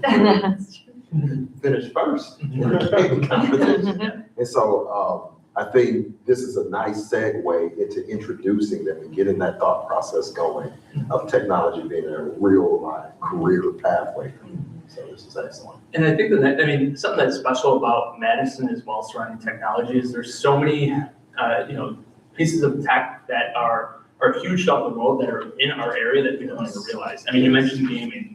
In Middleton is Raven Software, which is one of the big developers for the Call of Duty games, right? And the fact that we have that 10 minutes down the road. We obviously have Epic, a stone throw away, right? And all the amazing things that they're doing with technology and starting to incorporate AI into a lot of those pieces as well. So we're very lucky with where we live because it's not just learning about the technologies, it's the opportunity to see them in real life, not just as a kid, but seeing them maybe as a high school or as a potential career path. Exactly. I was gonna say, I think piggybacking off what Corey brought up, I think one of my questions, not necessarily for this report, but going forward, is about how we partner with some of those assets that we have right here in the community, to not only show career pathways, but to also see what it is that we need to be teaching our students, even if they're not going into those pathways. I know I've always been kind of a big proponent of whether or not you go into computer science, learning how data structure works and learning the logics behind computer programming is a crucial part. Even if you're just a writer, whatever you're doing, that logic underlies a lot of what we do in life. And increasingly so if we rely on these AI tools. So, not just, so I think going forward, my question is about not only how do we leverage, the Epics and the Ravens of the world to show our students what future careers they might have, but how are we getting feedback about how we can incorporate computer science, across disciplines. So. I mean, I think in addition to that too, it's understanding the limitations of the technology is also important because in the world of AI, there's certain skills that are going to set people apart, right? I mean, AI is going to do a lot of these automated repetitive tasks, it already is. So I think it's going to, in understanding this better, students will be equipped to know what soft skills, right, will differentiate me. In addition to obviously the computer science background, and understanding of data and analysis, yada, yada, yada. But it's those, it's an understanding the limitations as well as what it's capable of doing, but I think can provide a lot of value as to what areas they can focus on that are going to differentiate them. Yeah, and when it comes to technology, you can go anywhere in this building and see, the amazing things that our staff and students are doing with technology. But I wanted to shout this out. April 30th at Savannah Oaks Middle School. They're in their LMC from 4 to 6. You're able to see some of the amazing work that Carrie Hutner has been doing with the Infotech students. I've gotten to go in a few times these past few weeks and just see the projects and just see the way that these students are engaged with learning about coding, circuitry, and hearing funny things like, oh man, I hate block coding because it limits me. I want to go and expand, and they're learning things like JavaScript and all these different coding languages and creating things from miniature golf courses that are automated to interactive things that teach you about the environment, things like that, using technology. So I definitely want to shout that out just if you're interested in seeing. It's the 30th of April from 4 to 6. So. Got my kids' attention. Mm-hmm. Yeah. My kiddo is deep into coding, and right now that's his world. Like, can't get him away. What are you doing? We need you to come help put dishes away. He's like, I'm coding. I'm doing my own work. It's great. I think understanding the ethical and also the socially responsible use of these tools as well, and that there's limitations as well. I think that I'm sure that those are pieces that we just haven't had a chance to talk about. But that's my lens as an avid user of AI as well, like making sure that we have the analysis to understand what use is appropriate, but also what the impact is, and then finding that sweet spot to understand its use as a tool. I think those are pieces that would be helpful. And I think as that technology is evolving, I would love our students and scholars to be on the forefront of use. And I'm starting to ramble now, but you get what I'm saying. That's the piece I really was drawn to most in the report. It was like page 5 into 6, a couple of survey or anecdotal commentary about like, what is your usage like? And the students saying like, we're actually writing things on paper in English class because handwriting is a skill that we're losing. And just, I'm hearing what they're thinking about it, how they're grappling with the ethical components or how they view the value of technology and that it isn't necessarily more is better. Because that question I think is really interesting even in the survey of like more opportunities. What do they think that means? Right. Do they think that means more time spent? Do they think that means more variety? So I find that question really intriguing. And again, just this idea, right, that more isn't always better. And so I love that we're letting student voice rise to the top of this too about how are they grappling and understanding where they think it's useful and where they're also finding these niche places of handwriting is cool. I mean, I thought that was really just elevates so much of the conversation. I had a community member reach out to me who was probably hearing the banter in the great wide world about all the things that are going to happen with AI, including the removal of all human teachers from education, right? That this is, and I love that people talk about this with no scope or connection to education professionally whatsoever. But my response to her was something that I know a few of us have talked about after the Slate conference, and you've elevated this about how do we make some of the tasks of teaching more streamlined so the human work is greater and elevated, which is exactly the point, right? Of we want more relational interactions between educators and students, and how can AI provide the space for that? And so, as teachers grapple, I think that's an interesting way of even elevating, trying to save some of the work. There's so many things that it takes to do as a classroom teacher. How can AI support the things that really can be task driven? So you can have the human part, which means teachers are not going anywhere, because the human part is all of it. It's the everything. So whatever that is, but that just, rose to the top for me. Anytime I talk about AI to our staff or anyone, really, it's not just about the education piece, it's about how you utilize that technology at home as well. And I think that you brought up like the more time for the kids here, right?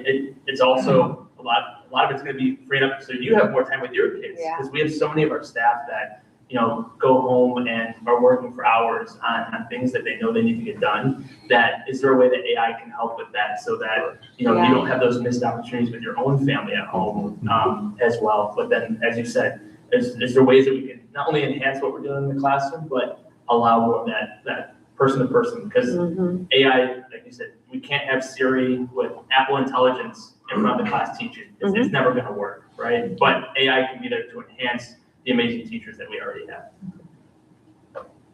AI will never replace a Madison Day, Sarah Bowman, and Sarah Hall. 100%. You just saw. Yep. The staff that we just saw present today, you can't duplicate the instincts, the heart, the contact. Silas is a great example. There's a staff member behind Silas as well. That's helped him get into those spaces. And AI will never duplicate that. I hope it ever goes. I think I heard that. Once AI can cook dinner, there's so much time. I'm not giving up vacuuming. No, that's right. Board members, 3.5 technology monitoring report. Achieving reasonable progress or reasonable progress not yet achieved. That again is our task and charge. For the discussion, questions, or motion. I might move to, because I never move anything. I just kind of offer it up and don't ever. So I'm going to move that our 3.5 technology is achieving reasonable progress. Thank you. Second by Meredith. Any further discussion? All those in favor of approving our 3.5 technology monitoring report as achieving reasonable progress signify with aye. Aye. Any opposed? All right. Thanks, Jason. Thank you. Thank Good to you. see you, Jason. Thank you. That 10 reports in a month. Yep. So that's a lot. Yep. So I was We just had thinking about this. we had OE9 in there too. So it's 11. 11. Yeah. Nice job, Will. Breather, I know, and team. I mean, just again, all the amazing information that has gone out to community and family members through these reports the past 2 meetings is just phenomenal. It's so phenomenal. And it does help us reflect. Yay. Because we can dig in and talk about, Mm-hmm. we should thought about this differently, or this is working, or it's causing it, but. And the strategic framework, journey of a lifelong learner being embedded, I mean, just the circular nature of all of this. And we've It's had really a lot great. more open conversation. Yeah. Since all this changed, definitely compared to a year ago. Yeah, This is, I just feel like, Yeah. it's working so good. for better or worse. So board members, moving on to any general board updates, communications or otherwise. Yes, wanted to highlight a few things. So our local GSA, Case Range Lines, in Verona Area School District and Dane County will be having the Always There Fair at Badger Ridge on May 9th. All folks are welcome to come join. This is really supporting our LGBTQ families and scholars with resources out there and a way to show our allyship with them as well. And then I wanted to share that Juan Carlos and I had an opportunity to co-facilitate a conversation with the Latinos Unidos sessions that happened last Friday. Yep. And I just was blown away. I know my experience growing up in Wisconsin as a very few Latinos in Green Bay when I was in school, and to come into this room and to see a sea of students and staff and community coming together to support our Latino students We're right here. It was just so incredible to see and uplifting, and I want to thank all the staff and students that put that together. And then the last thing I just wanted to share, on Thursday we had a weather event, and crazy, I was one of the parents coming to school to grab my kids before potential tornadoes, and to see all the staff, Dr. Clarity and folks making sure that our students got to where they needed to be in a very kind of tense moment. Thank you, staff, and for working overtime and extra hard during those really tense moments. Yeah, thanks for elevating that. That was an on-the-fly, making quick decisions on getting students home from school safely. After those hailstorms, 2 days before that. Yeah, it was just a week last week, quite a week. One of the, Yeah. April 29th, the brothers who participate in Improve Your Tomorrow, the mentoring program here at Verona and Madison School District, will attend their first college tour. So they will see Madison College and Edgewood College. And for a lot of the brothers who participate in the program, this is their first exposure ever to college. So thank you if you're listening, watching. Our president, Jennifer Berner, has cleared her schedule to be sure to welcome the brothers into Madison College and take them across the various different spaces that the college has to offer. So it's pretty amazing. Let me do a commercial for them this week. Oh my gosh, that's great. Let us know how things go. And then Lori will be emailing tomorrow the end of the year visit schedule. So just as a reminder, ideally, each one of us can at least go to one, and then up to 3 board members at any one visit. They're spread out from May 7th to June 4th. So try to, again, give enough space. Thank you to the sites, all the collaborating that has already gone on behind the scenes to have this kind of amazing document go out to everyone tomorrow. So please start to fill in where you can. And Lori and I will just kind of keep track and see how things shape up. Anything else you want to add about the end of your visits? Not about that, just, Okay. just really quick. 2 really important days last week. Well, every day is important for our school district, but we were able to highlight it on the national level as well as on the local level. I'll go in first order on Saturday with WIABI, which again is the Wisconsin Bilingual Education Conference, very well attended by staff from the Verona area school district, but most importantly, being able to present about our work with the Seal by Literacy, discuss leadership moves, and the heart of our discussion that actually went full 2 hours instead of an hour, was about our supports for immigrant families and making sure that, it was a powerful space to be able to collaborate with other leaders around the state and share some thoughts around our commitment to supporting everyone in our community. So thank you to our multilingual department for both the invite, but also been honored to be able to present there. Then on that Wednesday, we presented our strategies for coherence and through teaching and learning with the Studer group. So that was a full national conference attended by, I think, every state except for 3 had representation there. So I was able to talk about our bullseye method of while there's multiple things we can focus on, being very strategic and be able to talk about our monitoring reports progress, discussing our teaching and learning framework and stuff. We want to give a shout out to the full academic services team under leadership of Amy Engelkins. While I was able to present, it was really the voice of Amy and her team out there that really are guiding this work, and so it was an honor to be able to present and put Verona on the national map with our strategy. So yeah, thanks, Amy. That's awesome.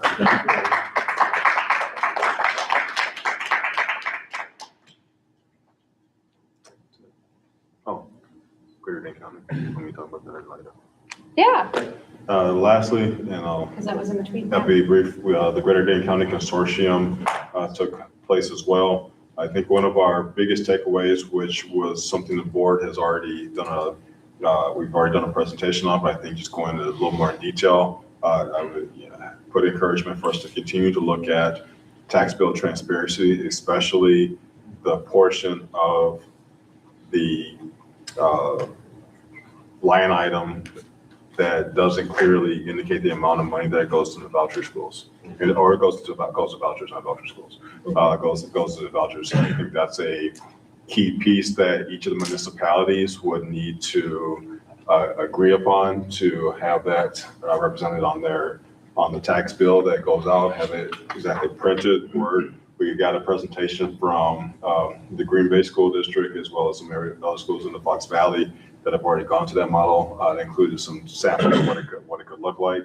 And there's some interest here in us being able to do that in concert with some of the other Dane County schools, Oregon and Middleton and Mount Horeb are maybe like slightly ahead of us in the work, but the power of all of Dane County doing it once would be significant and be able to move forward. So while Superintendent cannot add agenda items, I will put it out there as a recommendation if the board so desired to add as an agenda item in the future. Yeah, we kind of talked, we had a few presentations, Chad, with your help about just doing what we can to educate the community to understand the complexity of school finance, including property tax bills. I think it helps all of us, just because it's complex work. And we're talking about, having individual households contributing to schools. I think it's really imperative that we help people understand what that really means. And doing that in concert with other people, I think is really helpful because it's all the same, right? The dialogue is the same. Yeah, I'm up for that. Thank I you. saw a statistic about this today, if I can bring more light to it, that since they started with vouchers in Milwaukee, the amount of money that goes from public funds to private schools has gone up. So I think 100-folding, so maybe 1,000-fold. It's like $700,000 to $700 million or something like that, statewide, that makes that transfer from public funds to private schools. But the proportion of students that attend public schools has not changed. Correct. And I think it's important that people need to realize that this isn't, the dialogue around school choice does not mean more people are opting for private schools. It just means more people are being subsidized by the state. And we've got 30 years of data to prove it, especially in Milwaukee. It has not worked well. People are not testing better. They're not opting for private schools more. We are just subsidizing people that are already there. Thanks for daylighting that. Yeah, sorry, I get a little fired up. Yeah. So this is all the That's information I have today. Yeah. Thanks for that, John. Superintendent's consent agenda. Please make sure you've looked over that consent agenda, which does include, again, the casualty insurance renewal that we discussed earlier. Any questions? Hearing none, the superintendent's consent agenda is approved as presented, and the board's consent agenda, a lot of summary notes. Gratitude again to Meredith and Corby for taking all the, and Juan Carlos for doing OE9 last time. Appreciate your notes. Any questions on board consent agenda? Hearing none, the board's consent agenda is approved. Future dates are listed. Reminder, board members, you've got a couple calendar invites also from Lori that have been sent. Please try to respond accurately to those. It helps with just noticing quorum. Graduation is on there. My goodness, the senior signs are around town. I see them in front of people's residences. Oh my gosh, tomorrow, yeah. And with that, I would take a motion to adjourn. Thanks, John. Is there a second? Christopher, all those in favor of adjourning tonight's meeting signify with aye. Aye. Any opposed? We are adjourned.